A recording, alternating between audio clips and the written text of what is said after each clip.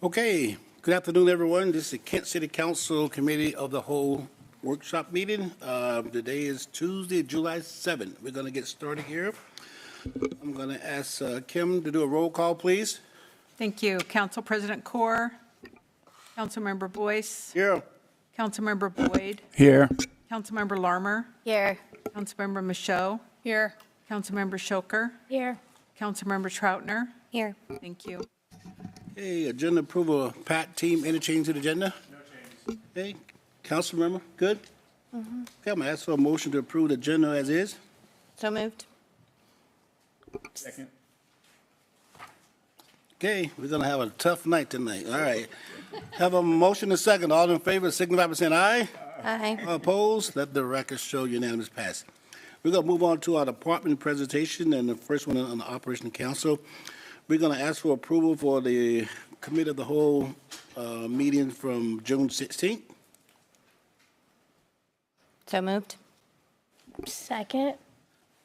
Come on, guys, we got to get this together. Come on, okay? Motion and second.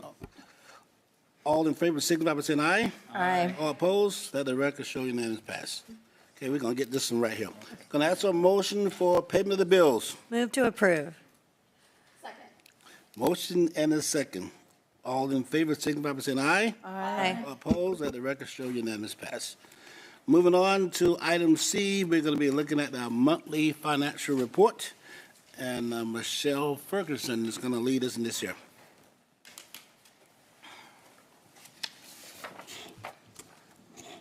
Good afternoon, Council. I'm Michelle Ferguson. I'll be presenting the May 2026 monthly financial report. So first slide we have is page 3 of the report is going to be looking at the sales tax revenue in the general fund. Month over month, these revenues keep coming in higher than they were in the previous year. So we're averaging about a 10% increase per month and higher than we were last year, which is about $280,000 a month. So we've seen revenues so far come in $1.4 million higher than last year at this time. So they continue to come in strong. So here's kind of a breakdown of the categories for sales tax. So construction, food services and drinking places, manufacturing and wholesaling, retailing, and then other. So pretty consistent across the board. We haven't been seeing huge decreases from 24 to 26, but when you look back at 2023, construction has really taken kind of a dive in the revenues that we're seeing from construction. So it was averaging about $1.3 million per quarter for construction revenues, but we, from 2024 on, we're averaging only $1.1 million per quarter, and this first quarter for 2026 is only $920,000. So that is one area that we continue to see a decline in. But all the other categories have kind of, you know, depending on the quarter, go up and down, but have pretty much stayed consistent throughout this. All right, on this next slide, utility taxes have been highlighted. They continue to come in over budget and over where they were last year. The internal utility taxes, so water, sewer, and drainage, continue to come in right on budget as predicted, about a 3% increase from this time last year. And electric and garbage are seeing much higher revenues than we were last year and continue to come in strong, while cable utility tax keeps continuing to have a decline. It's declining about $10,000 per month from last year at the same time. But surprisingly, telephone revenues are kind of offsetting that decrease. They've been seeing about a $10,000 increase per month. Not really sure why, but we'll take it. So we'll continue to monitor those as the year goes on. But we did budget accordingly for cable utility tax to continue to see that decline. So we're not expecting that category to fall short on revenues this year compared to budget. All right, here's a kind of take a look at the general fund revenues and expenditures for the different categories. Highlighted for the revenues are the categories that are coming in under the percent of budget that we would assume would be coming in right now. B&O tax, that is because we've only seen the first quarter of revenues come in so far. We won't see the rest of those, the second quarter revenues come in until the end of July. So it'll continue to have that kind of lag in revenues. Other is admissions and gambling tax. There were some one-time revenues that we got in 2025, which is kind of skewing the numbers, but if you compare 24 and 26, we're right on target of where we're supposed to be. Licenses and permits, that is kind of a timing issue. We are seeing a lag in our revenues for internal fire code permits, and so hopefully we'll see those next month and that can kind of correct itself. But for right now, it is showing a decreased variance from last year. And all of the expenditures are coming in under budget of where they're supposed to be. Now on to other funds. There are no funds that are shockingly out of variance from the prior year. Some of the ones that have a higher variance I've highlighted on these next few slides. The street fund expenditures are much higher than they were last year at this time, and that is due to a transfer out. Normally we do those as the project needs money, but we just did a one-time transfer of $7 million, and so that's why there's such a large variance. But it was budgeted and planned, so it's not, the fund is not going over budget. And then down there on other operating, we don't really talk about this fund too often. This is mainly for the public art program, and they had some expenditures, bought them earlier in the year than they had planned for the East Hill North Community Park and the Springwood Park. So those are just showing up, but they are budgeted, and so it's just a little earlier in the year than we normally buy art.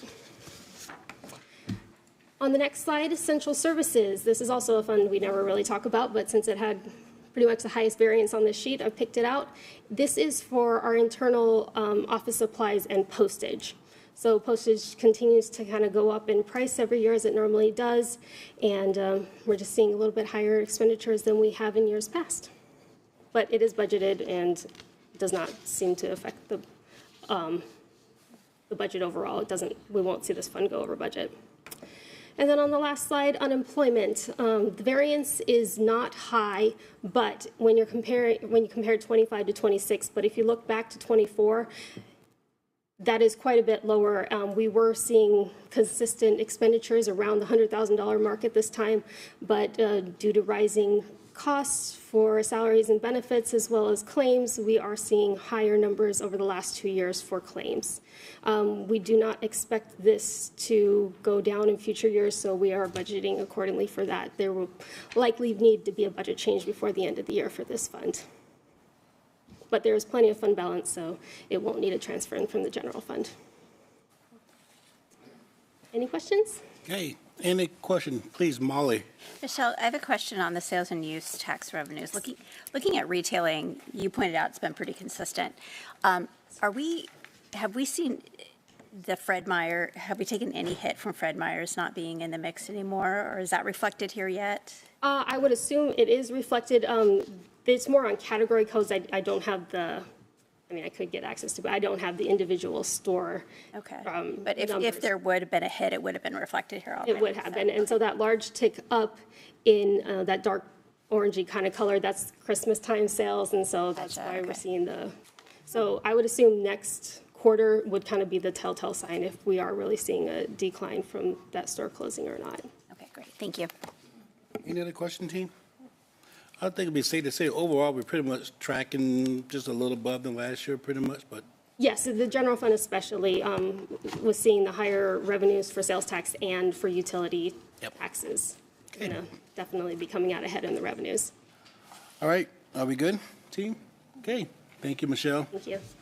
Okay, we're gonna move on to item number D. This is the Police Department Recruiting Incentive Program, and Carrie Endicott is gonna come and share with us.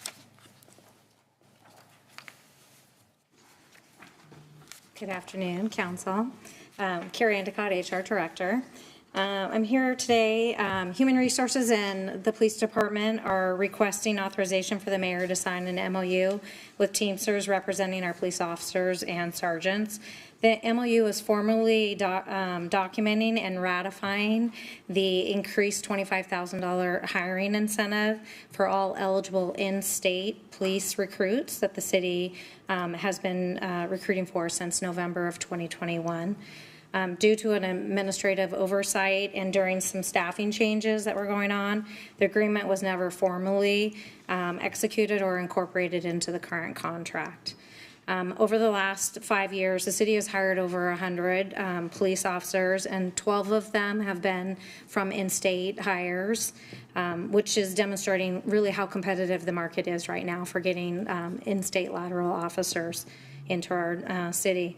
This is about an approximate $180,000 increase over what was already previously authorized. So this MOU is just ratifying those changes. Okay. Please. Thank you, Carrie, for being here to explain this. How does this incentive compare to other cities? Emma? Gonna bring up the expert.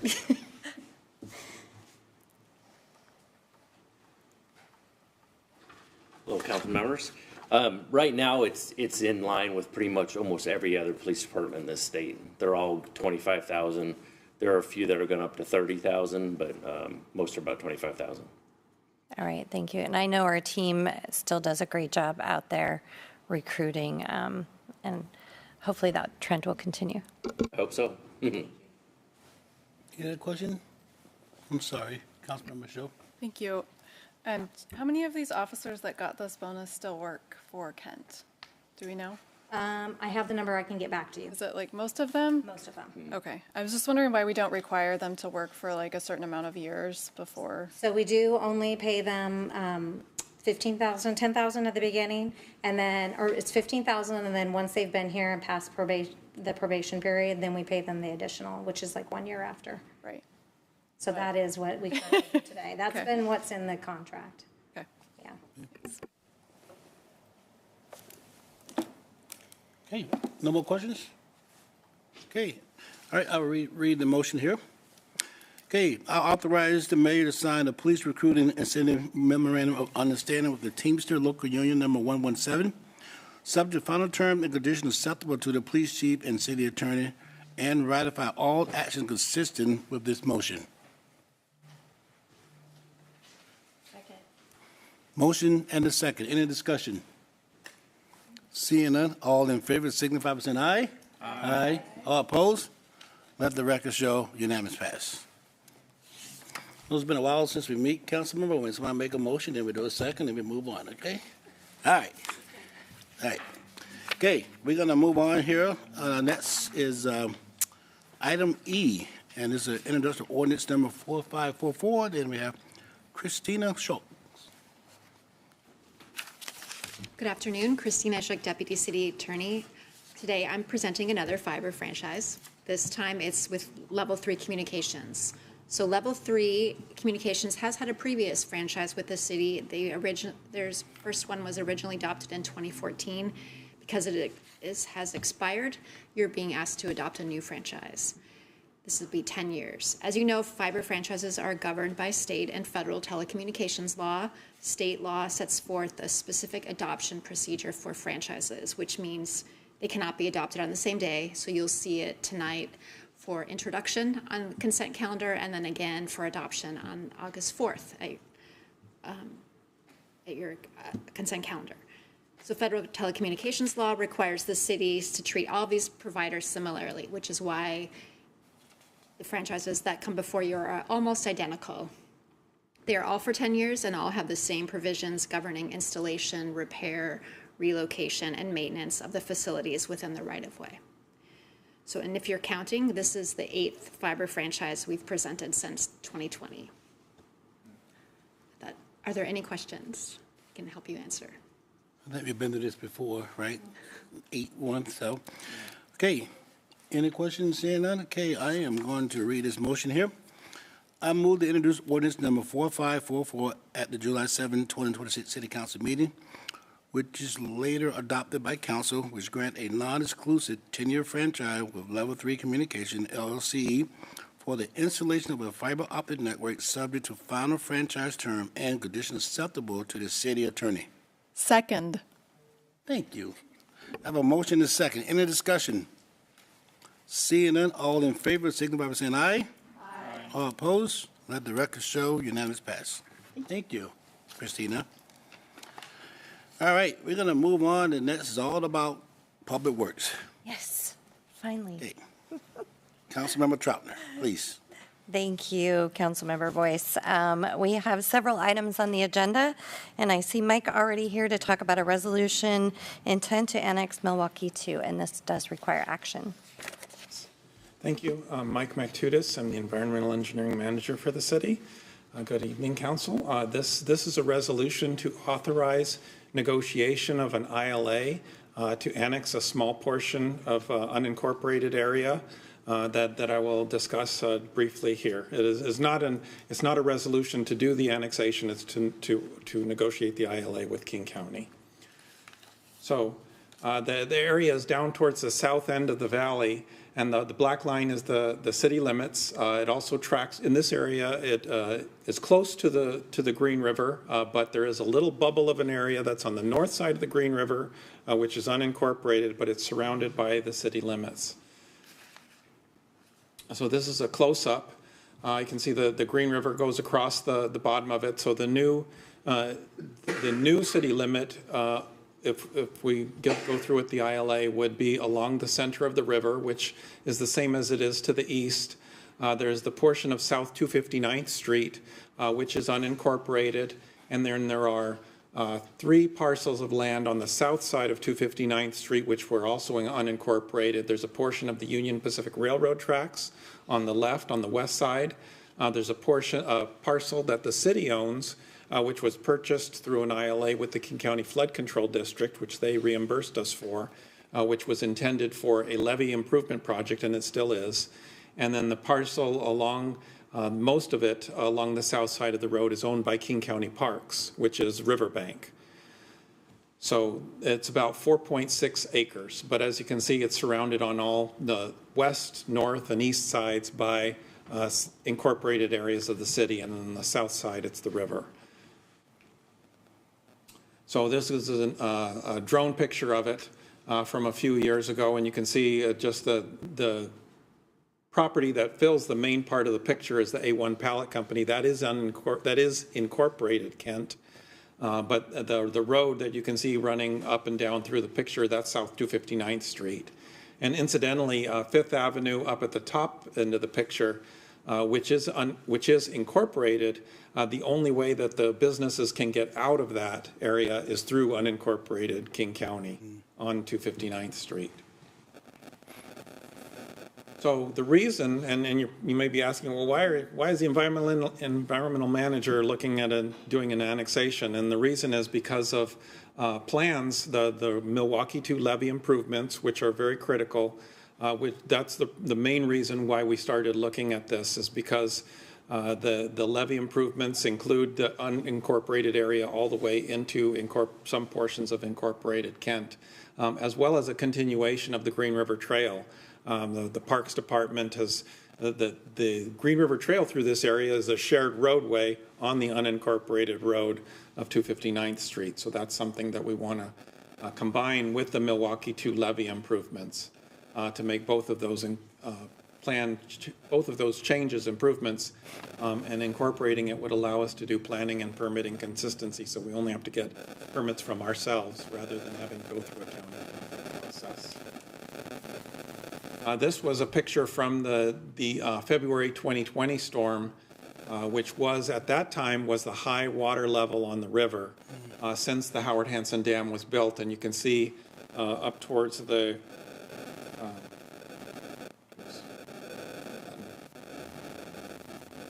top end how close the water got to the roadway there. The next picture shows, this was from December of 2025. The water was, the city put in, as the water was rising, giant sandbags in cages along the south side of that roadway, and the water was up against those giant sandbags that night. So that was even higher than the water in 2020, and it was something that, so it does give us a lot more urgency to get some of these improvements done. And so consequently, and King County has been working with us to say, yeah, let's start moving this along and we can move it into the ILA negotiation phase. So the steps that would happen is the resolution today, and we would provide notice of intent to the Boundary Review Board. Following that, we have the interlocal agreement negotiation and finalization with King County. We have public notification requirements to the Puget Sound Regional Fire Authority as well as to the public and the property owners, who are the very few property owners who are involved in the annexation. Then it would come back for public hearings here at the City Council as well as at the County Council, and where we would have the public hearings and then have an ordinance and an interlocal agreement to adopt the annexation. And that's my presentation. All right, anyone have questions? I also have, Logan Todd has been working with me on this from our legal department, preparing the documents for this. All right, Councilmember Shoker. Thank you for that presentation. I haven't been a part of an annex process yet, so I'm just wondering, what are the ongoing costs that are associated with annexing? I know this is a smaller piece of land, and there's no businesses or homes there, but what does that look like? Well, the ongoing cost to the city, up to this point, it has been pretty minimal, just preparing maps and documentation. The ongoing cost would be maintenance of the roadway, which in the long term, the plan is to set the roadway back so we can do some improvements along the riverbank. So it would become, it would still be in the city, but that would be the main cost, would just be maintenance and improvements of the road. And in order to do this process, we have to have this resolution to allow you to get started on that. Correct. Okay. Anyone else have questions? All right. I move to adopt resolution number 2109, authorizing staff to commence negotiation of an interlocal agreement providing for the possible annexation of an area including and adjacent to the Milwaukee 2 levee. Second. We have a motion and a second. Any other discussion? Seeing none, all those in favor, please say aye. Aye. Any opposed? All right, motion passes unanimously. Thank you. Thank you. And then next, Cheryl's here to talk about the South 251st Street Flood Hazard Mitigation Settlement Agreement. Welcome. Hello, I'm Cheryl Ralsik-Wilcox. I'm a Public Works Property and Acquisition Analyst. And I'm here to talk a little bit about another area where these sandbags, also called HESCOs, were deployed during the December 2025 flood event. They were deployed on the north side of the Green River between South 251st Street and Washington Avenue on the parcel owned by Valley Apartments. And Kim, if you can pull that slide back up, that will work for both Chad's presentation and mine. You can see those sandbags, the HESCO barriers there on the left side that were on the Valley Apartments parcel. The project is now being designed to replace the HESCOs with an earthen embankment. This project will require a 5,700 square foot river protection and maintenance easement and a 14,146 square foot temporary construction easement from the Valley Apartments parcel. The project will also require the city to grant a 1,177.6 square foot access easement over a portion of city-owned property that's located adjacent to the Valley Apartments. This easement is needed to relocate the driveway access for the apartments. And granting this easement requires council authorization.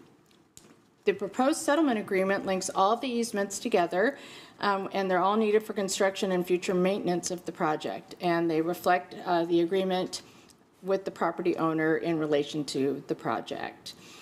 If committee authorizes the settlement agreement, it will proceed for final action tonight on the consent calendar at the city council meeting. Any questions? Any questions for Cheryl? All right, I move, oh yeah, go ahead, Councilmember Boyd. Okay. So, right here, you're saying that you also got to get an agreement from Valley Apartments, right, in order to do this? So that's the settlement agreement. The settlement agreement. So that means people will be displaced then, right? No, no. We're just getting an easement. Just the easement? Yeah, an easement and a temporary construction easement. And then we're granting them an easement to move their driveway, so they're still able to always access the property. Okay, thanks for correcting me. Thank you. All right, anybody else? All All right, I move to authorize the mayor to sign a settlement agreement with Valley Apartments LLC and all necessary documents to implement this agreement, subject to final terms and conditions acceptable to the Public Works Director and City Attorney. Second. All right, we have a motion and a second. Any other discussion? Seeing none, all those in favor, please say aye. Aye. Any opposed? All right, motion passes. Thank you. And I see Chad coming up. We have the South 251st Street Flood Hazard Mitigation and Washington Avenue Bridge Embankment Repair Project. So, same area. Yeah, thank you. A couple of items that are kind of unique during this meeting. Mike came up to talk about this ILA with King County to try and annex that section 259 that was affected during the flooding. Staff has also been busy at work trying to make sure that we didn't have a repeat of any issues at 251st. So Cheryl came up with the easements and the request to grant the easement back to the property owner, since they've agreed to give us the easements necessary to raise the parking lot. And that's really the point. Staff went to work about 2 months ago trying to figure out a solution for this winter. And the best thing we came up with is to fill the parking lot and ensure that this area would not be affected by high water if we have it again this winter.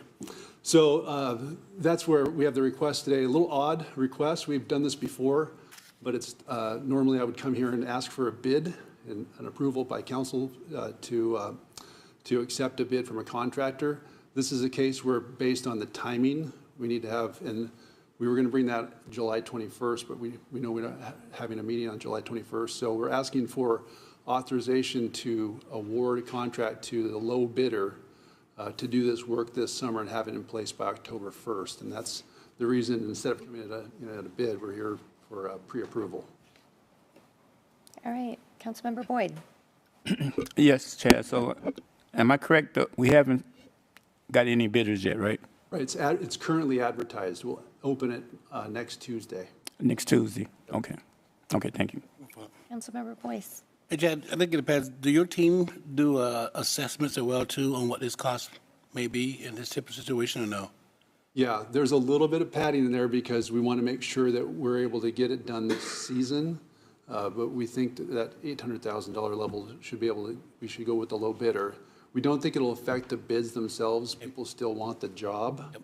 And it's something we debated internally. It's like, well, we don't want to really show your hand, but at the same time, the folks who are going to bid on the work generally are going to go for the low bid and just try and get the work. But your team already have done assessment on what is, okay. Thank you, sir. Follow-up question, Councilmember Boyd. Okay, back to the assessment. You guys said, do you think that may be possible that you might not get a bid below 800,000? I mean, have you guys looked at that scenario? Yes, we feel safe that that's a good high number, and the bidding climate currently is seeing projects come in underneath the estimate. So we set it a little bit high just in case the bids came in high to make sure we get it done this year. Okay, that's what you're talking about, the padding, right? Let's say we couldn't get it done this year. We can have HESCOs installed. That's what will likely happen on 259th in the area where the annexation is, because we won't get through the process with King County.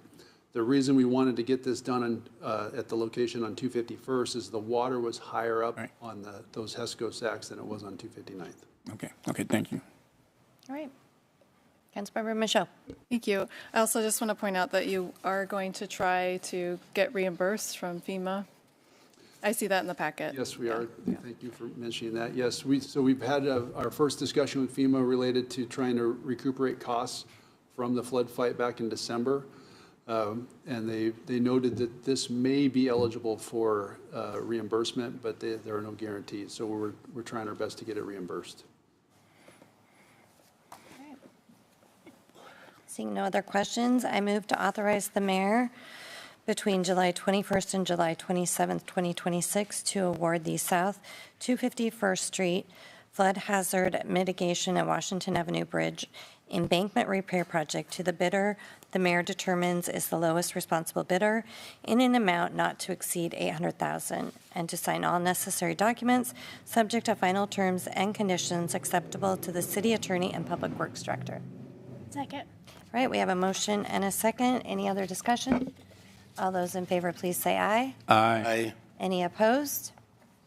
All right, and I see, Pat, do you have some clarification or? I just want to make a comment. I don't usually do this, but you need to recognize what's happening right now.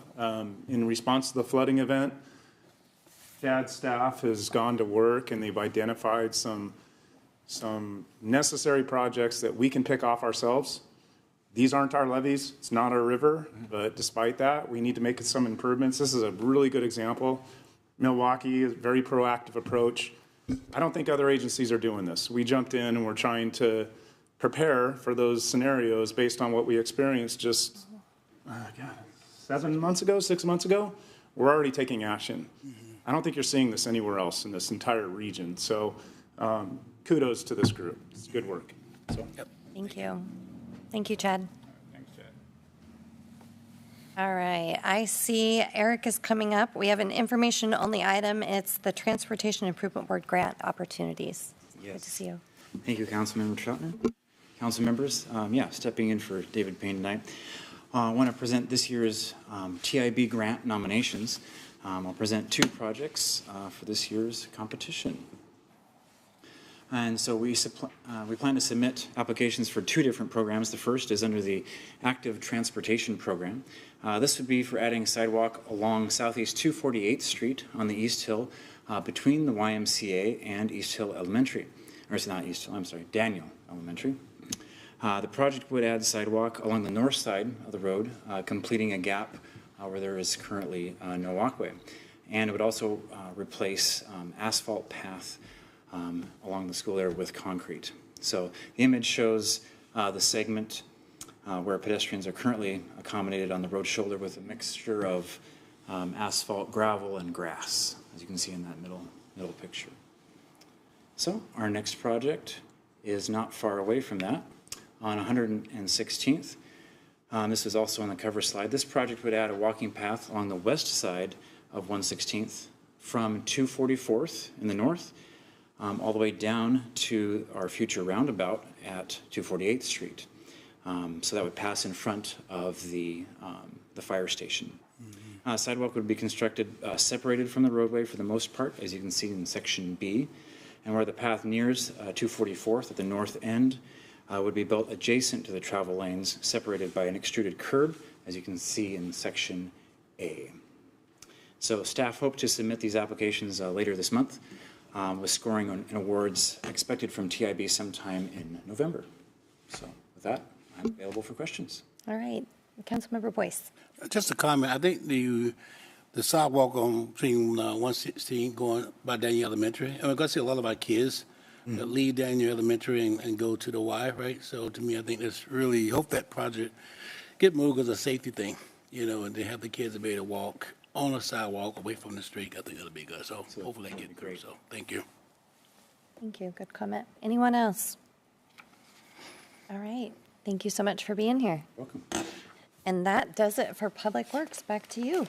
I call it the Tony Show, but thank you. Okay, we are finished with our COW meeting, and we're going to take a break, and we resume at 5:15 for our workshop. So thank you. Adjourn.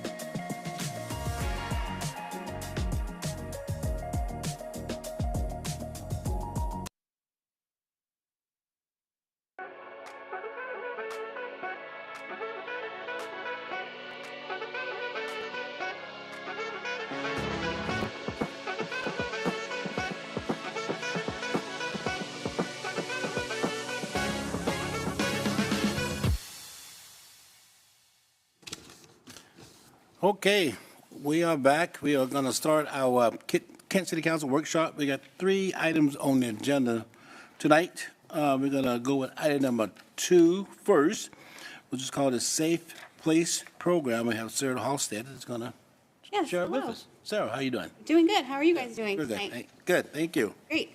Sarah Halstead, Community Education Coordinator with the Kent Police Department, and I've been asked to come in and present on our Safe Place program. Implemented a few years ago, you and I were just kind of chatting about that. This program has gone through some transition as our Diversity and Equity Officer was the lead for this program, and he left in January, and so we have sort of evolved it over to our Community Education Unit. So myself and Stacy Judd, the other Community Education Coordinator, are taking the lead. We're going through updating contact information and overall program strategies and things like that. So I'll just kind of present to you where we're at, the history of the program, and then where we're going to be heading next, if that sounds good to you all. So the Safe Place program was actually a program created by the Seattle Police Department back in 2015. And the intent when it was created was to provide a safe place in their community for LGBTQ individuals experiencing crimes, experiencing bullying, to have a place to go within the community, whether it was businesses, schools, government agencies.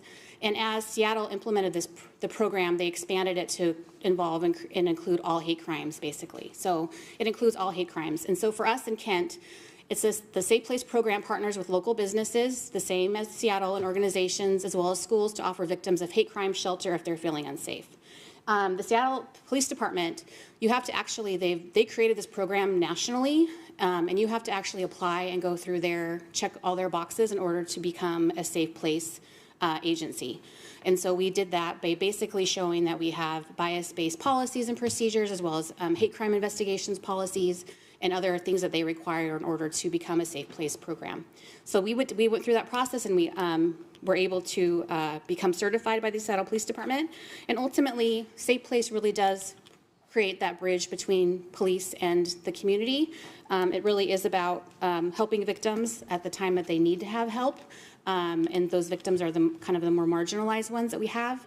And it's really about engaging businesses and government and schools to be part of this program. It really does take them in order to make it successful. Next slide. Thank you, Kim. So the Safe Place program, businesses, in order to apply and become a safe place, must meet several responsibilities first. Essentially, if someone is a victim of a hate crime, they can go to an establishment that's designated as the Safe Place, and that establishment will help them call 911, help them advocate for them, be there. They are allowed to stay on site and on that premises until the officers are able to respond. Businesses are also expected, if they do this program, to recontact 911 if there's any changes. Say the victim leaves, suspect shows up, if there's any sort of situations that come up, to sort of take a pulse of that overall situation and continue to communicate with 911 and law enforcement while the incident is happening. And once the business agrees, goes through the training, signs up with our registration form, we, Stacy and myself, will work with the business, go through training, whatever kind of training and resources the staff need to feel comfortable with this process. They'll receive the decal that identifies their business as a Safe Place business. It's about 4x6 decal, and we ask that they all get installed on a front door, main entrance area, about 4 feet off the ground, so that victims can look for that very, very obvious decal on those properties and businesses and know that that's a safe place that they can go. If it's a school, schools can we ask that they put the decals in their front office, just so that it's, again, in that focal area and can be visibly seen. So our Safe Place website, as I mentioned, we've kind of gone through transition, and we've been working on updating our promotional pieces, paper pieces that we're using for the training, and reaching out to the businesses and the government organizations. But our website's pretty updated, and it's kentwa.gov/safe place. And there's a lot of information on there. A lot of what I'm covering today is on there, as well as kind of an FAQ area where the businesses can go and really kind of dig into their responsibilities and what we're asking of them. And Seattle Police Department, as I mentioned, is another great resource. They have several links. They have 6,000 businesses involved in their Safe Place program in Seattle. So they really are a model, and as I mentioned, they work nationally, having law enforcement agencies become part of this part of the program. So they are very much the experts. There's a lot of great information on their website as well as our website for businesses to find out more information. And then at the bottom of that same website, the same link, Safe Place, kentwa.gov/Safe Place, is the actual registration application for businesses to complete. Pretty straightforward. We're just asking for their name, address, phone number, email, and once that application gets completed and gets submitted to us, then we will reach out and contact them, go through and the requirements again and the responsibilities that they're agreeing to, see if they want any like in-person training, if they're good with just our resources, reviewing them with the staff, and see what other needs they have to make their business more inviting, more open, things like that for the victims that go there. And then what's next? Once all of our promotional pieces and trainings and everything are updated with our contact information and the new info, we're planning on doing a promotional campaign, again, using our partnerships with the Kent Downtown Partnership, Chamber, and the school district. We're also looking at potentially reaching out to organizations to educate potential victims, right? Those community-based organizations that might be able to share information on the victim side of things so that they know what to look for when they're out in the community and need to find that safe place if something should happen. We're also going to be exploring the need for translation of our materials, and that's kind of an ongoing dialogue we're having internally as we're updating our materials. And in terms of really promotion, I think that the past has focused more on the downtown core area, but we're going to definitely look at expanding beyond the downtown core area, west, east, wherever we can to get the message out. And I think that's really all in terms of what the Safe Place program is doing for Kent. We have our community education unit, a generic email address now. So like I mentioned, when the applications get submitted, they'll come to us. We'll vet them, go through them, contact them. Anybody that has questions can reach out to us as well. And then businesses can also reach out via email and phone call if they want to register that way too. They don't have to necessarily go through the online website system. So do you all have questions? Okay, thank you, sir. Appreciate the presentation. One second, please. How big is this program now? Do we know how many organizations, how many schools? Around a dozen. Okay. Honestly, it kind of goes back to the transition. One of the best practices that Seattle has suggested is that you don't track who's a safe place. Okay. And that's something that we've talked about internally as well, if we want to do that or not. But that's something that Seattle has suggested not to track. So, being that we're coming in kind of where we are now and not knowing who all signed up and how many decals are out there unless we go out and count the decals kind of thing. Okay. I think when we do the promotion, we'll get a really good idea of the number out there. Thank you. That makes sense. Yep. Councilmember Boyd. Okay, yes, thank you. Reading here, you said anyone experiencing violence or harassment based on their race, religion, gender, sexual orientation, or disability. Say, for example, if a person, an immigrant, say, for example, was being pursued by ICE, could they go into one of these places, these safe places? That's a good question. I don't know that I have the answer, but I can look into that and find out and get back to you. Okay, thank you. Yep. Okay. This is not lighting up, so any question? Oh, okay. We'll go with you, Marley, first, and we'll work our way down. Please. Okay. So I think this is a great program, and I'm really excited that we're bringing this to our community. Question, you touched on the training for the staff. What about the training for the officers that respond, and specifically to LGBTQ community? Yeah, I mean, this is definitely a department initiative, right? So our police department was the one that went and found this program to bring it here. We have our policies and our procedures in place that address hate crimes and investigations and calls for service, as well as bias-based policing. And so in terms of the training that goes into that, I know that that's a requirement for officers. And I think as we look at kind of rolling this out and the more businesses and government agencies and schools that become a part of it, it will become an ingrained piece that will make sure our officers know it's becoming more and more growing and popular. Okay. Yeah. Councilmember Michaud. Thank you. Thank you for this update on this program. I appreciate you taking over this program. Are we going to get a new officer for the equity, like an equity officer like we had before? I think it makes sense for you to take over this program because it is a community education piece. Yes, absolutely. Yes, thank you for the question, Deputy Chief Stansfield. Good evening. Yes, we are going to get a new, we've actually retitled that. We're calling it a community relations officer because we think it had the focus of the DEI officer had a fairly narrow focus, and we're trying to also think of all the other places that community relations are important beyond just the DEI sphere, but that is the priority thing, and it is, we have a new officer, he's assigned. Right now, we're just waiting for staffing to catch up before we can pull him out of his current assignment and reassign him. It's Officer Cortinas, who many of you know from the neighborhood response team. So he's one outstanding staff member. I did want to dive into the training question that Councilmember Larimer asked. One of the things that, as part of the 2015 certification, is we had to meet all the requirements for training that were put out by the CJTC, which include a ton of initiatives that are all mostly online training, but they're state requirements, and we had to front load all those trainings, and we're 100% compliant with those. They have to do with several minority communities, but also awareness around LGBTQ communities and their needs, and the ways that they're persecuted in the community. And those were a centerpiece of those trainings. So we're 100% compliant.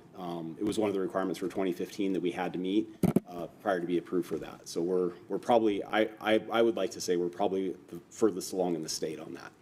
Okay, great, because there's been some, very high-profile nationwide crimes against the trans community, and there's, just want to make sure that our trans community, our LGBT community feels safe going into the business for protection, but then also know that they're going to be dealt with appropriately and politely. So, okay, thank you. Councilmember Shoka, do you have a question? Yes. Okay, please. Thank you. Thank you for the presentation. So is there an incentive for businesses to want to become a safe place? It's completely voluntary. Okay. Yep. And so it really is just about working with their police department and work together in the community to try to make it safe for everyone. Mhm. But it's 100% voluntary. Okay. And then I had another follow-up question kind of to what Councilmember Boyd was talking about. So if we're not tracking the businesses that are safe places, then how do you know who to give the trainings and follow up to? Well, when they register initially, we'll know that information. Internally, I think we're gonna need, that's something we'll have to talk about in terms of tracking, just because that goes back to, again, the best practice of the program and the confidentiality and things like that too. So we'll discuss more about if we track it or not. So do we know how Seattle does that? How they know that there's 6,000 businesses? Because they register, the businesses register anyways, right? So we'll know who, like a number of that have registered for the program. Yeah.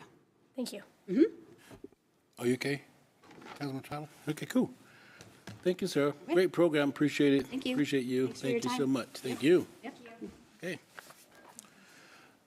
Okay, we're going to move on to the next one, Urel. We're going to talk about equity strategic plan.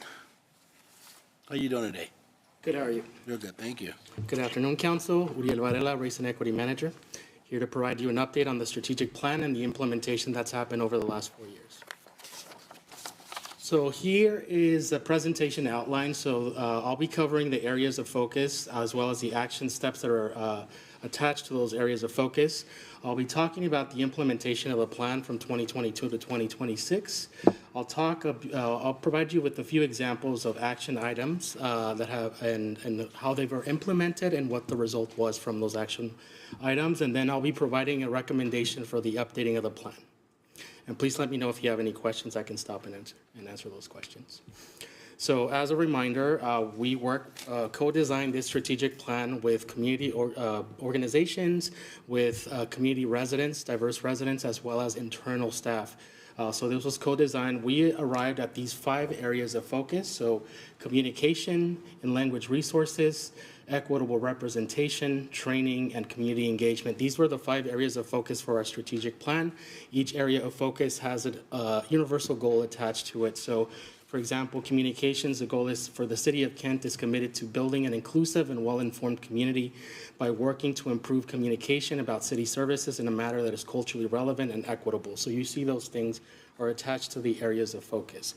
So right after we landed on these areas of focus, we went back to the community and vetted these areas of focus as well as the universal goals, and were all approved. Moving on to the actionable steps that were created as a result of these areas of focus. So here are the actionable steps At the top, you can see the areas of focus. So at the bottom are the universal goals, and then at the very bottom are the actionable steps associated with each area of focus. So out of more than 100 suggested actions, a total of 44 actionable steps were approved by a co-designing team, as well as the executive leadership team and yourselves, City Council. Equitable representation has the most actionable items at 14, followed by communications at 8, in-language resources at 8, training at 7 actionable steps, and finally, community engagement at 7 steps. So I'm going to go ahead and move on to the implementation of these strategic actionable steps and what that looked like. So the most important step to take first was to prioritize the areas of focus. So how are we going to start, and what area of focus are we going to tackle first? So we use the Eisenhower matrix as one of the tools to help prioritize these actionable steps.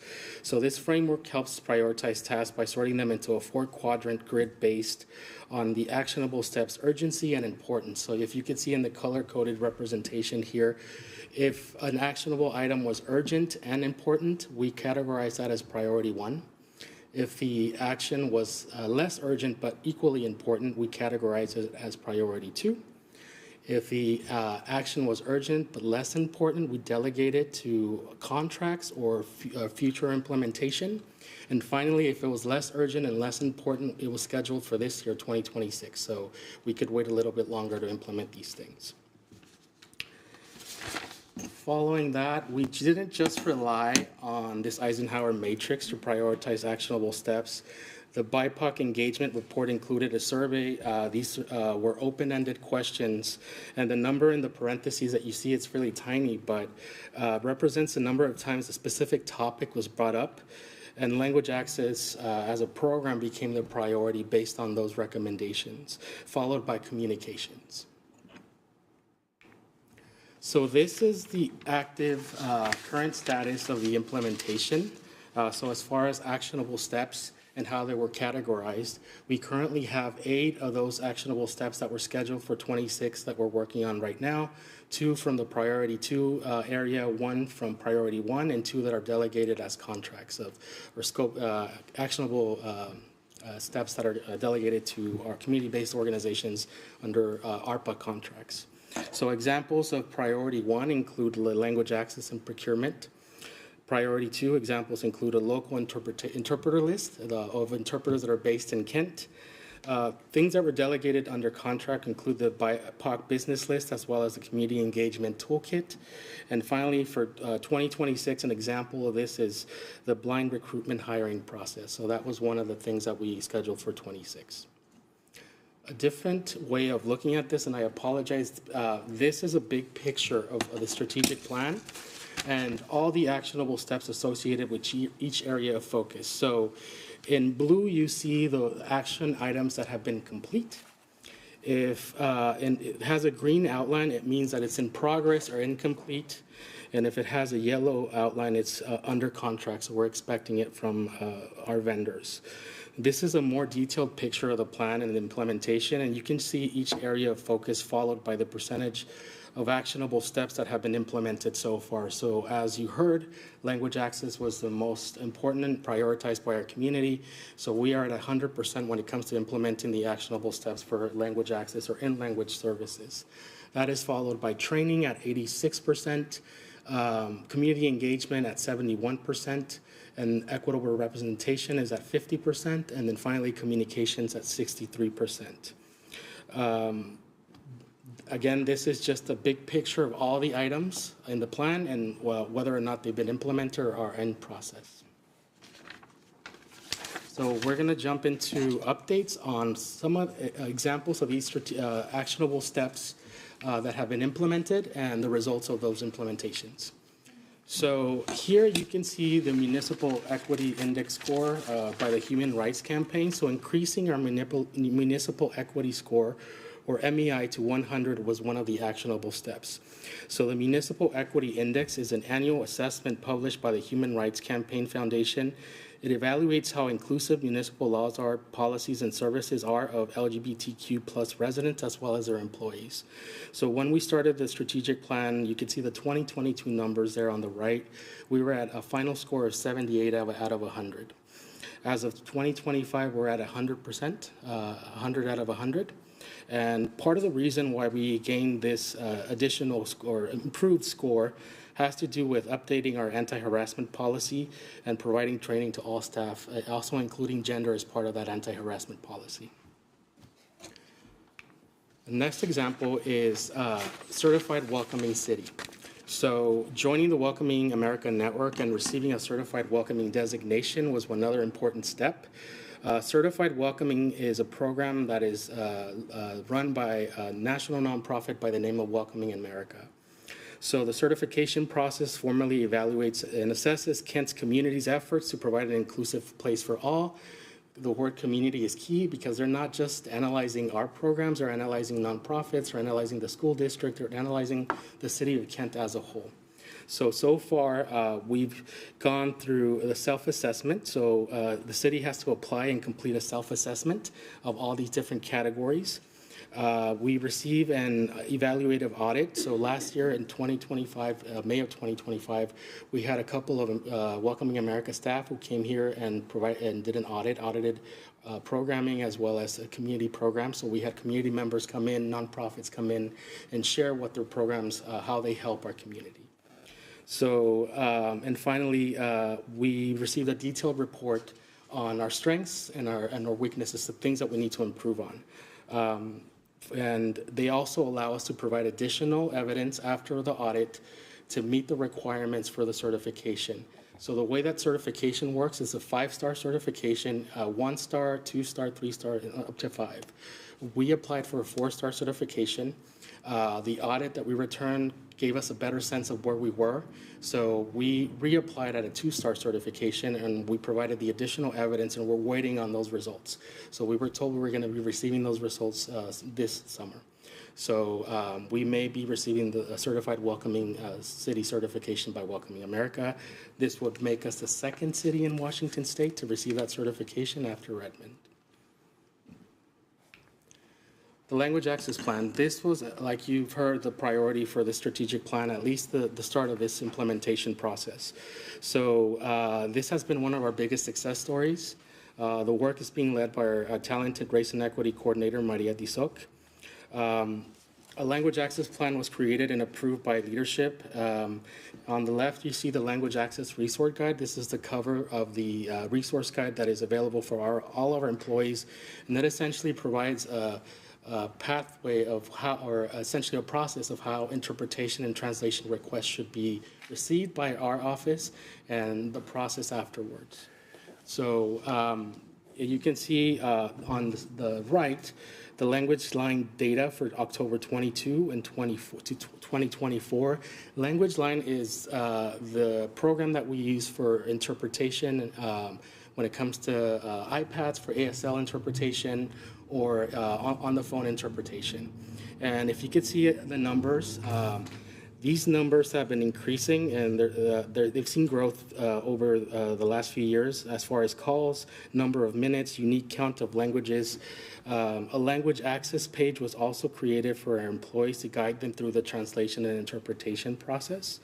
And the translation requests and interpretation requests have also been incorporated into our Avanti ticketing system. So the same way that an employee requests a ticket for multimedia help, they can request a ticket for interpretation, consultation, or translation services.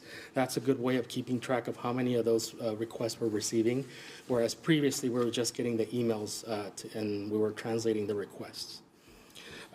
We've invested over $150,000 through ARPA funds in interpretation and translation of our vital documents, as well as critical information, and as well as technology. So one of the actionable steps was to include technology as an additional resource for our staff to help with translation and interpretation.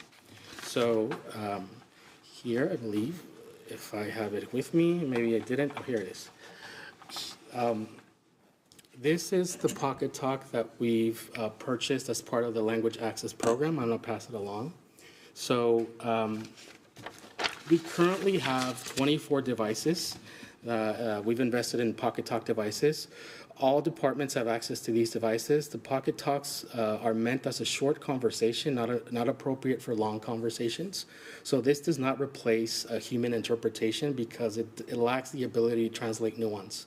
So we can't really rely on them for every vital information, but it has been well received by our staff. It provides an opportunity for folks who don't speak a language to have a short conversation, perhaps if they need directions or need a department or something like that. So we also invested in a larger interpretation system that is for larger meetings. And this system has been used in our State of the City events, as well as our Kent A through Z program, which I'll be talking about in a few minutes. We also, like I mentioned, invested in iPads that are in every customer service location that help with ASL interpretation. And you can see them if you go around. So the Immigrant and Refugee Festival was another investment through ARPA funds. This was one of the pilot projects that came out of the plan, and the idea was to provide 25% of the total contract funds up front. We heard from our nonprofit partners that was one of the difficulties that they have with the reimbursement model. This pilot was both a success and a failure because 2 of the 3 organizations funded through this pilot were successful in their scope of work and deliverables. 1 organization has not delivered on the scope of work. So I believe this type of approach can be successful with a few additional guardrails. And you can see here part of a message that I received from Mr. Shishiku Henry, who is the Executive Director of the Wide World for Refugee, who leads this Refugee and Immigrant Festival. And I'll just read briefly this is just a piece of the letter. It's about 4 pages long. But he wrote, "I wanted to take a moment to thank you and share how the City of Kent's investment has transformed our organization over the past 2 years. Your support has been far more than financial assistance. It has been a catalyst for growth, a small community-led nonprofit receiving the city's funding up front rather than through a reimbursement model gave us the stability and confidence to grow our programs, pursue larger funding opportunities, and invest directly back into our community. Today, I'm excited to share that your investment has multiplied far beyond its original value." So this organization has grown. This Refugee and Immigrant Festival has grown and expanded to other cities in South King County as well as Bellevue. And Wide World for Refugee has been able to receive funding for their ESL programs as well as citizenship classes that they're now providing the community. Plaza Luna Market was another one of our projects. So this was addressing diversifying our contracts through our procurement process. So part of that is getting organizations who are qualified to do the work. So in 2022, I received a call from a local executive director. She shared with me that 12 small businesses had been displaced from their location, a local parking lot. These 12 vendors came together during the pandemic to sell things to live. The city provided ARPA-funded contract. We worked with Luna Market leadership to develop a small business co-op model, a small business incubator. And the goals were to get vendors into compliance, so getting them the business licenses, as well as to provide a space for small businesses to grow using the co-op model. Plaza Luna Market was open for 1.5 years. Unfortunately, because other external factors, they were forced to close after 1.5 years. A lot of it has to do with the cost of supplies for their products for these vendors, the lack of foot traffic in their location. So there were different factors that forced this group to close shop. But it was a success during the 1.5 years, and you can see some of the pictures from the grand opening, which was a couple of years ago. Mandatory employee training. So we've completed 4 years of mandatory training for staff. We started with Aaron Jones and critical terminology. We had that 93% completion rate for our staff. We followed that with emotional intelligence training, and this was an attempt to normalize just being face-to-face with people after the pandemic, being able to have positive interactions. And we had an 84% completion rate, and this was in person, so everyone had to be here. It was a difficult thing to do, logistically difficult, but 84% completed that training. In 2023, we completed the Title VI Title VI plan, which is part of our compliance with the Civil Rights Act. Part of that creation of the Title VI plan included a training which was completed at 96%. And again, Title VI of the Civil Rights just prevents discrimination by proxy, so language access is part of this strategy. And in 2024, we provided an anti-discrimination policy. As I mentioned, it was updated, and that was a 97% completion rate by our staff members. The next one is our newest program, so this is Kent A through Z. So this is a 2-hour streamlined version of Kent 101. We go to the community in this program. The presentation is given by Mayor Ralph. The presentation covers all departments, city responsibilities, what the city is responsible for and what we're not responsible for, as well as volunteer opportunities and how to be more involved in the city by joining boards and commissions. We're also trying to encourage our participants to sign up for the full Kent 101 program. And we've hosted 2 presentations so far, one in partnership with Mercy Housing Northwest and another one with the Rocky Community Center. And currently in planning is a Central Rendu presentation.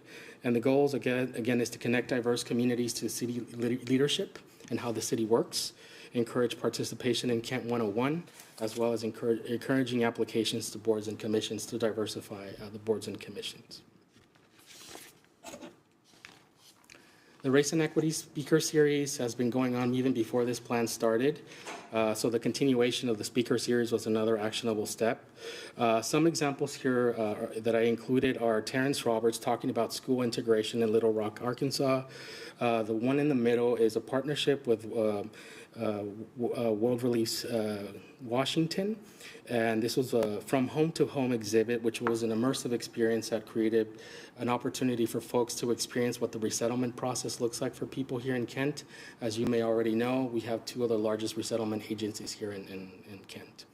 And finally, the one on the right was a partnership between the city, our team, the ECD team, as well as the school district, where we provided a screening of the movie A Million Miles Away. We also invited Mr. Hernandez, the astronaut who is the protagonist of the movie, to speak to our residents. And this happened at the Showware Center, and we had over 4,000 participants in that event. Our latest presentation was with Christina Ariokisami, and she provided a presentation on bridging cultures through food, cuisines. And we've had a total of 12 speakers and 20 presentations provided for both the public and staff members. So every time we bring a speaker, the speaker presents to the residents as well as the staff.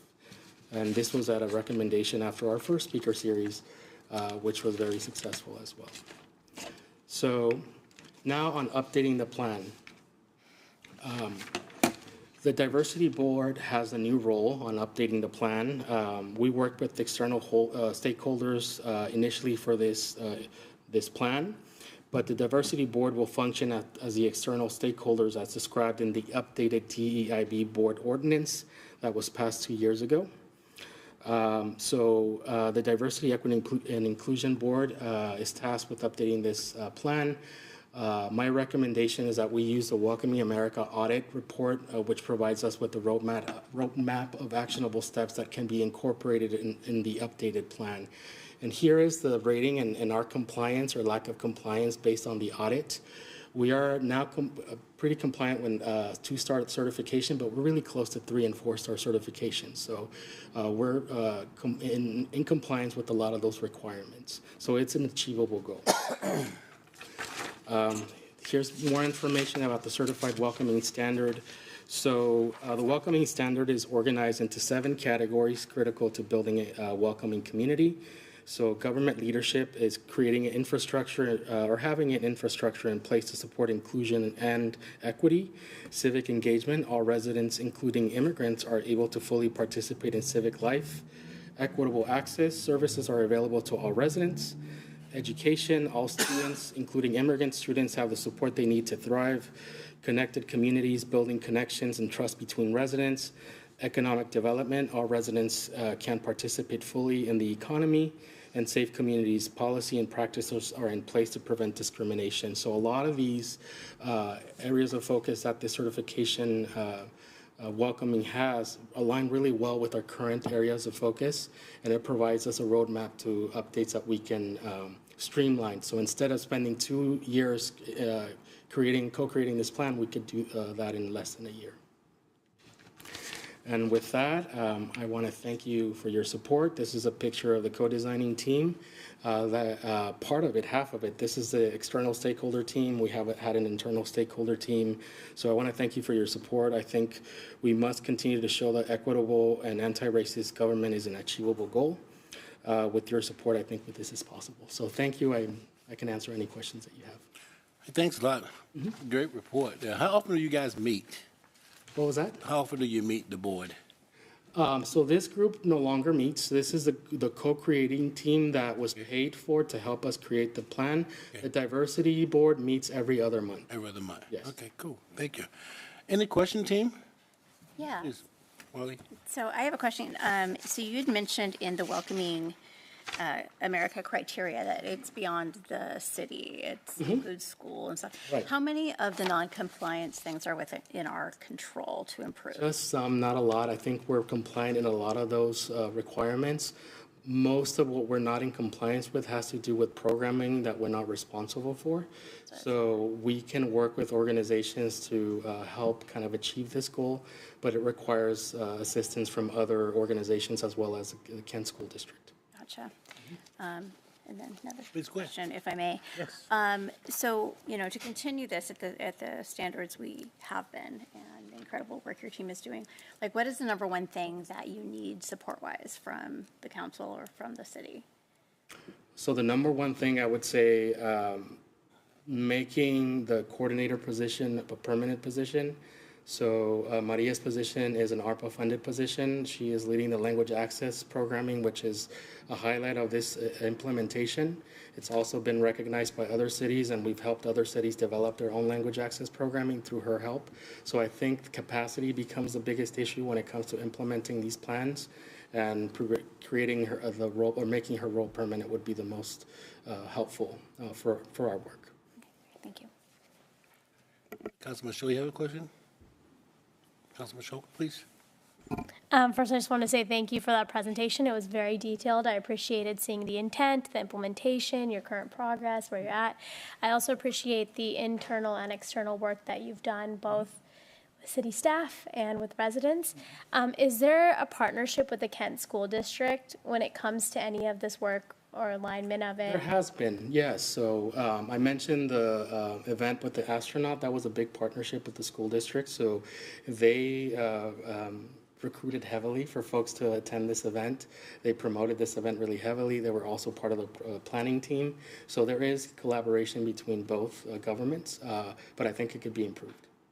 Thank you. Thank you for your work on this. Thank you. Turn to the right. Yes. To the board, please. Yes, I do. Yeah, thank you, Uriel, for your presentation. I appreciate the work that you do for the city of Kent, internally and externally, like Councilwoman Shoker stated. I have a question though about this municipal equity index. Yes. You said we scored 78 points, and then we had a total flex score of 14. What consists of that total flex score? What is that? What's in that? So that is, flex score is whatever is in addition to the requirement. So if we're doing more than what the requirement asks, we get flex points. Oh, okay. So we might not be compliant in one criteria, but we may be over compliant, if that's a word, in another one. Okay. So that gives us the extra points. Okay, that's thank you. That's what I want to know. Also, too, I hope you do get that permanent position for Maria. I know her, and she does lots of work. She's a hard worker. And thank you for your presentation. Thank you. Councilman Troutman, you okay? Okay, cool. All righty. Thanks once again. Appreciate it. Thank you. All righty. We do have Commander Bishop, right? There we go. Cool. This is going to be on the Valley Independent Investigation. Oh, I'm sorry. Oh. Oh, I'm sorry. All right, Commander Bishop here on the Valley Independent Investigation Team. How you doing, sir? Very good. And yourself? Very good, thank you. Excellent. Normally I walk around when I present, so I apologize. I'll try and hide behind this podium. As you said, I'm Jason Bishop with the Valley Independent Investigative Team. I'm commander here at Kent. So I'm currently sit in the investigation side. I'm the commander of the Homicide and Violent Crimes Commander. And in my position comes my assignment to this task force. So I'm currently assistant commander for the Valley Independent Investigative Team. So I've been in this position. When I rotated into the position, I've been in it for 4 years now. I've been with Kent for 18 years. I would say, I've been unlucky enough to be involved in all sides of the investigation. I was in a shooting in 2014 and VIT came out and investigated it then. I've been a witness to others, and then now I'm on the investigative side of the coin. So unlucky enough, I've gotten to see it from every aspect now. So what the Valley Independent Investigative Team is we conduct impartial investigations for the, Puget Sound area. So we're currently made up of Auburn, Des Moines, Federal Way, King County Sheriff's Office, Renton, Tukwila, and Port of Seattle. And we also, I'm starting to get ahead of myself, so I apologize. Each city has a number of detectives assigned to the team. And within some of those detectives, some are assigned lead investigators. And a lead investigator is actually someone that's going to be vetted by the CJTC. So we put forth an application that says, hey, Detective Gunderson has been with Kent Police Department for this long. He's done this much. He's done these investigations. He's certified, his full training record. And we believe he is capable of being a lead impartial investigator on the team. The CJTC receives that. They go through all that paperwork. They usually get back to us in about 10 days. Kent has roughly, don't quote me on this, 10 detectives assigned to the team, and 5 of those are leads right now. Each agency, their numbers are a little bit different. King County has a ton that are assigned to the team, but a very few number of those are leads. Port, I think, is kind of the exact opposite. They have very few detectives assigned to the team, but I think almost everybody are leads. So yeah, those are all the main players of the team. So that said, VIT responds to any incident that requires an independent investigation free for the involved agency. So I think my slides might have gone out of order. Yep, here we go. This is the slide I wanted, so I apologize for that. So while I'm talking about who's a member of the team, I also want to talk about who we respond to. We respond to also neighboring cities such as Algona, Pacific, Normandy Heights, Black Diamond, as well as anything that Washington State Patrol might need us for. That said, those agencies are not a member of the team. They have so few events that they just don't need to put forth anybody. Some of these agencies, and I don't want to speak to what agencies do and do not have, but don't have a full-time detective or someone along those lines that may fit the bill for a VIT team member. Additionally, call-outs can be especially strenuous for some of the smaller agencies.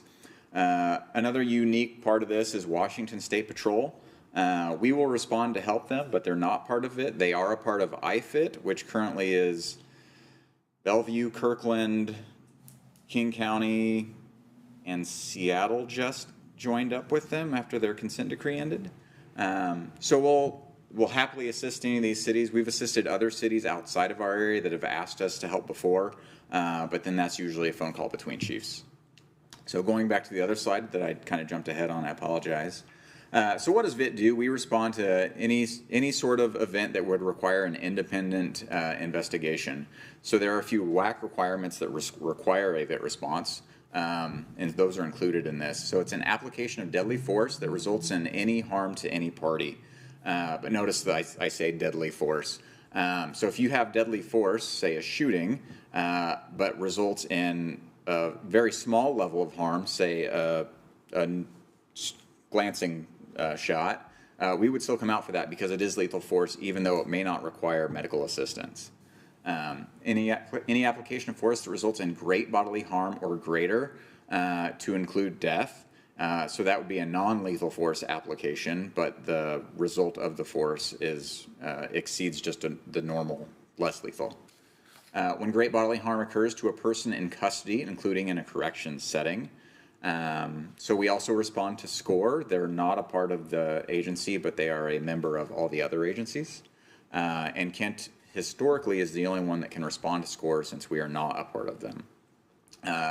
And then our jail uses them also for in custody deaths or things along that nature. Accidental utilization of force that results in great bodily harm or greater. Any other incident of extraordinary nature involving a member agency as requested by their police chief. So that's kind of a catch-all. Any member agency's police chief can request an independent investigation regarding something that occurred.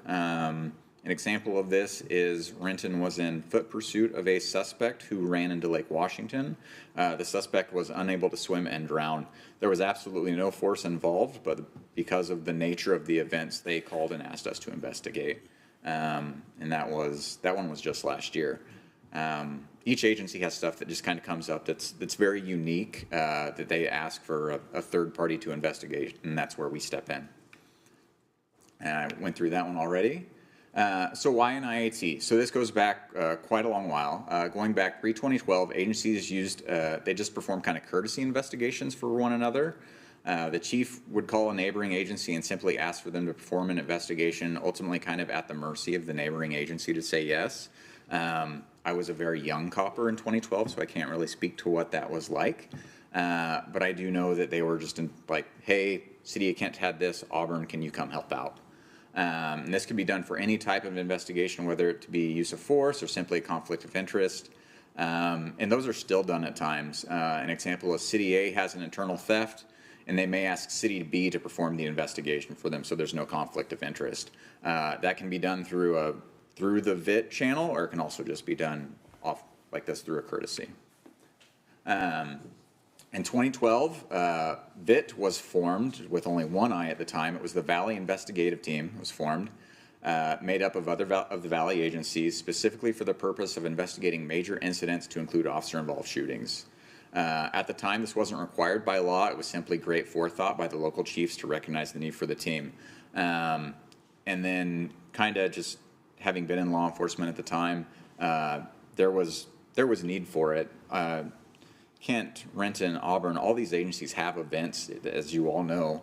I don't want to say frequently, but often enough to where it gets to a point where just calling the neighboring chief and asking for a favor, you need a little bit more structure to that. So this was formed under RCW 1093, the Mutual Aid Peace Officer Powers Act, allowing agencies to assist one another. In 2018, Initiative 940 was passed, requiring the independent criminal investigations anytime force was used, resulting in substantial bodily harm or greater. So VIT became VIIT. The CJTC created a statewide investigative standards, which each IIT is held to. Investigations are audited after their completion to ensure the compliance. These were codified in 2019, and in 2020, the WAC took effect. 2020 through 2022, all state agencies end up in an IIT. There are some caveats to that.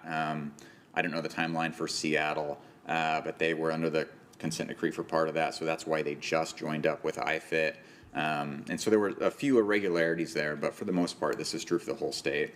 The state auditor's office outlines standards for investigations and conduct along with the CJTC, and statewide standards include who can be on the IIT team. So when I vet a detective to join the team, that has to go through both the CJTC and our internal affairs side. I have to ask, hey, does this person have anything on their record that would forbid them from being part of the team? And so there are more standards for the lead investigators. Then there's a screening at each incident, and I'll get into that later. I'll get into the actual investigative piece later, but that's a conflict of interest form at each incident. Family liaisons are required. So anytime there's a incident in which the IIT would be called in, a member of the IIT is specifically assigned just to be the family liaison for that contact or for that incident. For instance, the Federal Way shooting now 2 weeks ago, I'm the family liaison for, and while I was sitting right over there, one of the family members called me, and I'll call him back after this. But it's just so the family has a person that they can contact and talk to regarding what's going on with the investigation. Weekly updates are required, so going back to that one that just occurred, we've put out a press release every week on that, and that's required. And this is kind of, it's great at the beginning of the investigation because there's information coming out every week. But as we get backed up with things like toxicology lab requests or ballistics, a lot of times these can be kind of mundane. It'll say, hey, we're still waiting on the toxicology lab to come back, or ballistics have not yet returned. And so if the case hasn't been filed, we're still required to give that update every week that oftentimes just says no update. And community representatives are involved. So anytime that there's an event, each agency will call their own community reps to kind of explain what happened. And then the community reps will go through with a member of the investigative team. So not the agency that had the event, but the investigative team. And they're going to go through all the conflicts of interest to make sure that there was not one that maybe we missed. They view all the press releases before they go out. They get to screen the investigation. I say screen as in when it's filed, they're going to go through it and ask questions that they get to ask through the investigative team. And so that way the community gets to kind of directly ask questions of the investigation. It's a very, I think it's super unique, and it's a really cool setup that the state kind of pioneered. So kind of present day, 2021, the state created the Office of Independent Investigations with a long-term goal of taking over these investigations. In 2022, the OII received investigative authority, but was not fully stood up yet. In 2024, the OII, the Office of Independent Investigations, began investigations, and as it stands, they're currently up and running in several regions, the closest being Pierce County. Right now, they have a very limited scope. They're currently only responding when an incident involves a death. And speaking with them, they're unlikely to expand into King County anytime soon. So the role of VIT, as it sits right now, we expect it to decrease. But one thing that's unique about the OII, let me not get too far ahead of myself. They're only investigating the officer's use of force in that specific event.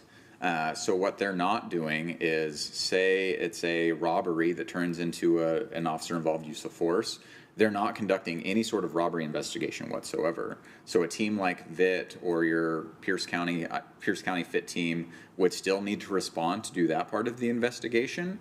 So those investigations are going to be bifurcated. So VIT will still need to exist. It's just going to be a very different role for VIT.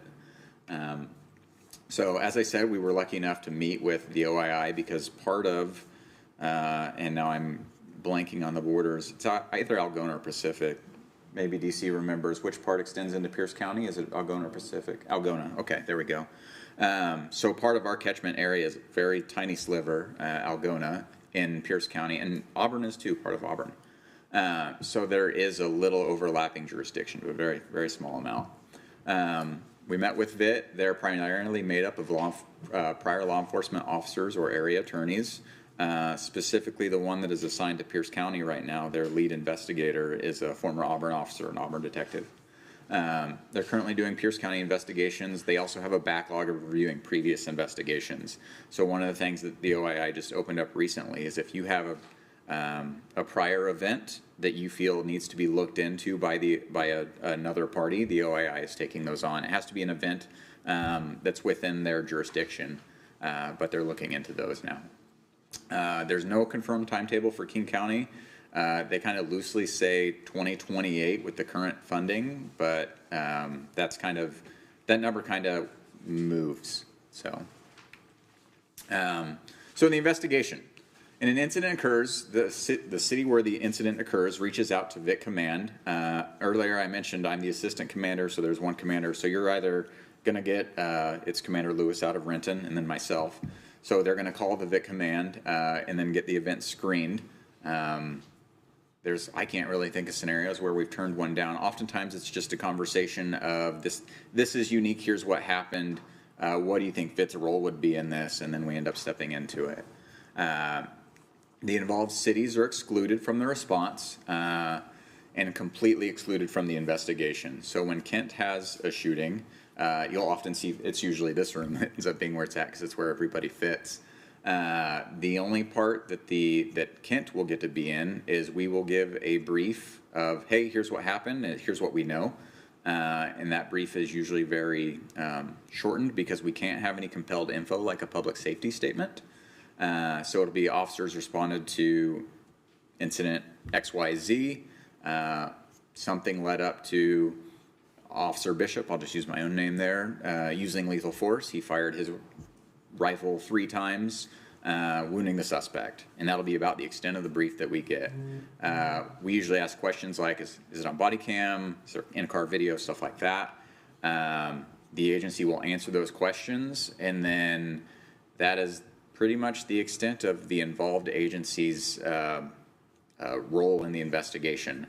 Other than that, a liaison remains behind. It's usually me if it's a Kent case, and they just provide logistical support. And by that, I mean making photocopies, facilitating, hey, the body-worn cameras, while they're all made by Axon, or almost all made by Axon, when someone docks that video directly goes to Kent, and so Kent has to share it out. And so I usually just click share out on those. And then restrict them internally so that way no one from Kent can see them. And that's pretty much the extent of what the involved agency gets to do. The King County Public Integrity Unit responds with us. For those of you unfamiliar, there's specific 3 attorneys that are assigned to this team, and they're integral. They are going to help us write warrants and explore avenues that maybe we didn't think of, which they're the same attorneys that will often or come from the MDOP side of things or homicide side of things, and they have special training with use of force and things like that. They'll go to the scene and also kind of get a lay of the land. The investigation usually takes, I say it takes an amount of time. It's kind of 2 complex investigations as one, usually the precipitating crime and then a homicide level investigation, and it's often a homicide that we're investigating. I think the most accurate comparison is a murder investigation. So the investigators generally will find out kind of what happened that night if it's a body cam agency, which I think we all are at this point. But then it's being able to prove that everything happened was beyond a reasonable doubt.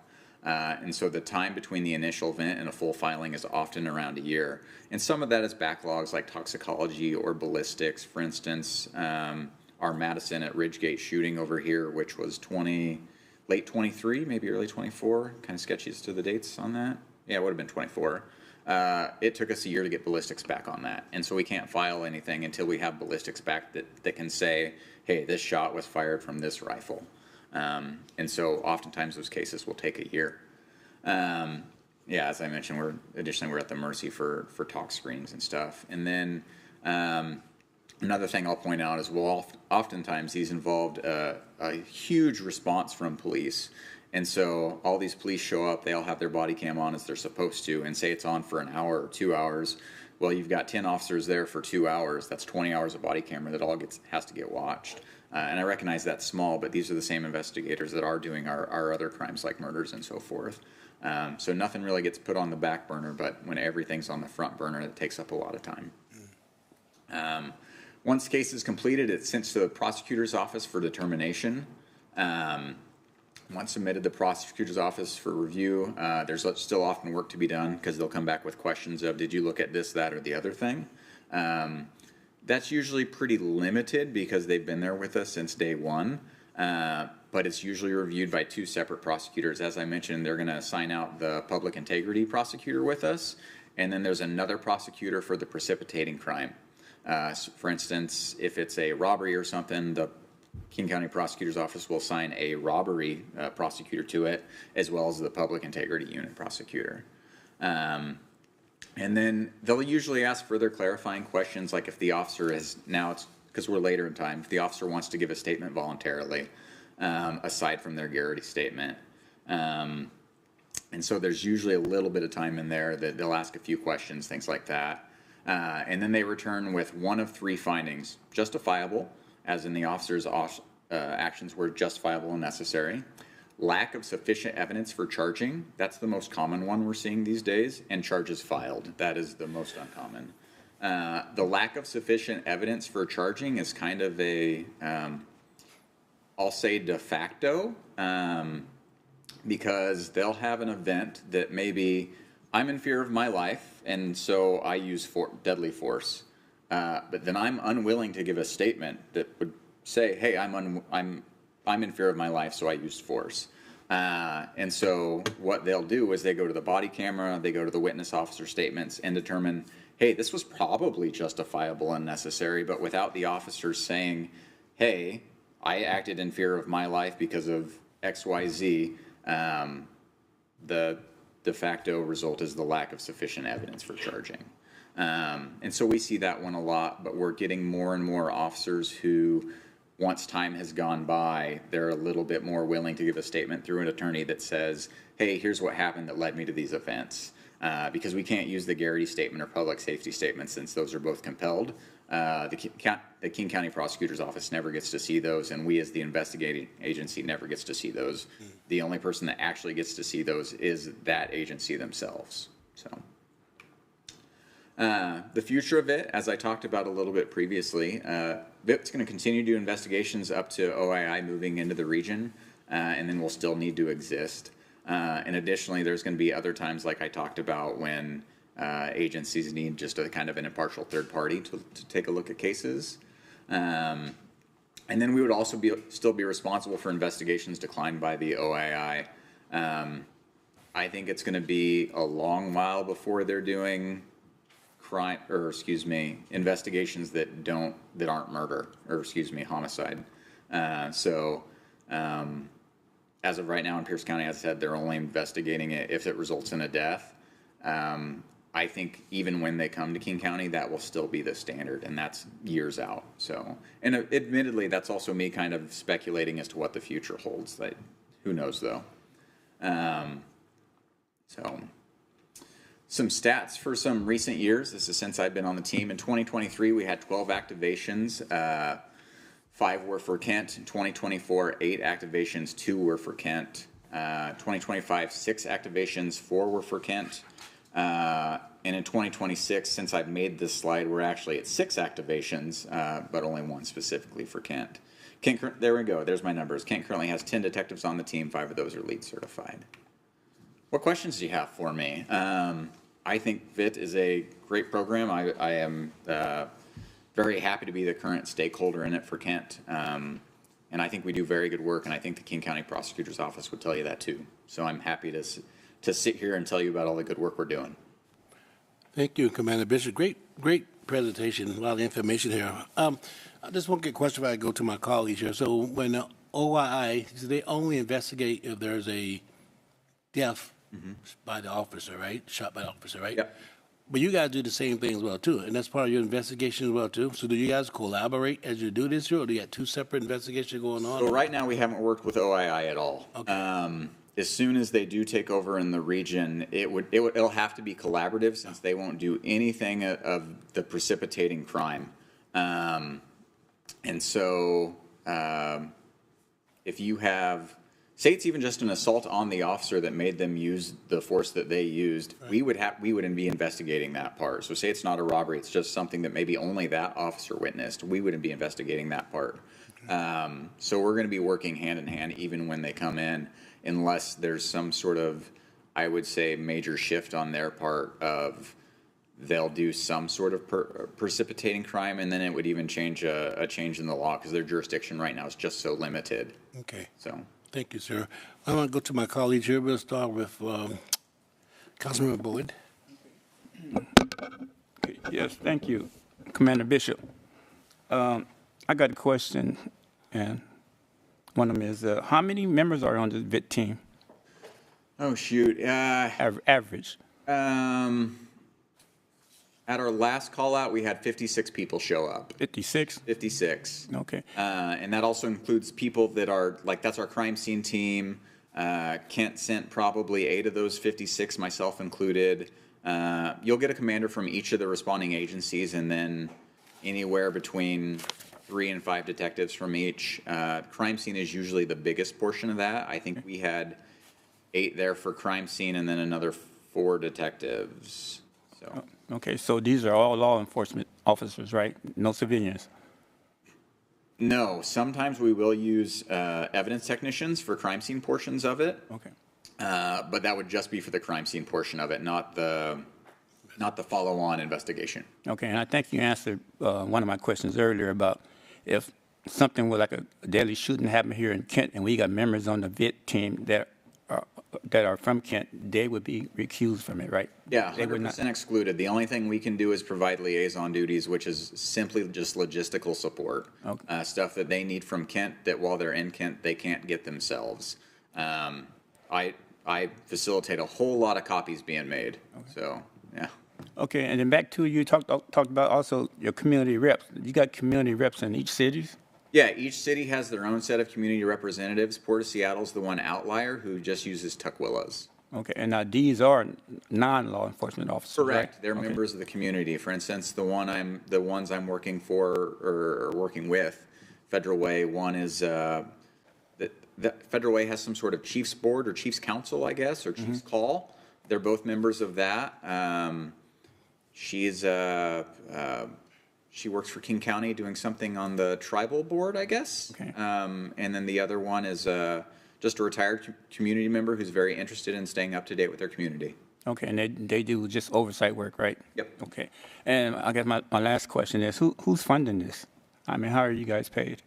It's all just through mutual aid agreements. So like we're funded by the cities just needing our help. So Kent covers the bill for the Kent officers when it's a call out outside the city, just as when we have Federal Way has to send people here, Federal Way is going to cover that. Okay. So. Okay, thank you, sir. We did just get a small budget this past year for like training and stuff. It is oddly enough set up through when Kent had a shooting here on the East Hill probably 8 months ago, that turned into a large drug seizure where they seized a little over $1 million, I want to say. And so we ended up getting some budget from that. We have a team training every year.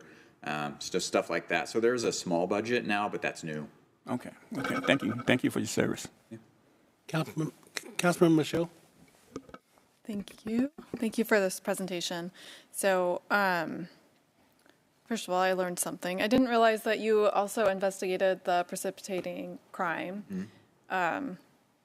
Why can't that, like, I just figured, like, let's say there was deadly force here in Kent.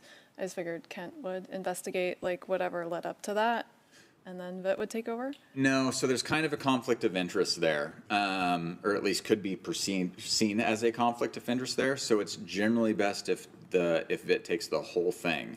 It is kind of a case-by-case basis because everything's so unique. For instance, and I'm sorry, I just keep referencing stuff I'm familiar with, but Kent was in a shooting probably 2 years ago with, he was an assault one suspect, but I think it ended up becoming a murder suspect because the person died. So Federal Way has a murder suspect in Kent, and then Kent ends up shooting that suspect.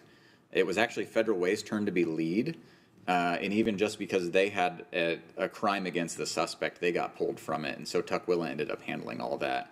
But the goal is for it to be as independent as possible from the word go. And so any sort of precipitating crime or perceived conflict is going to be vetted out. And it's just cleanest to have it, the third party do everything.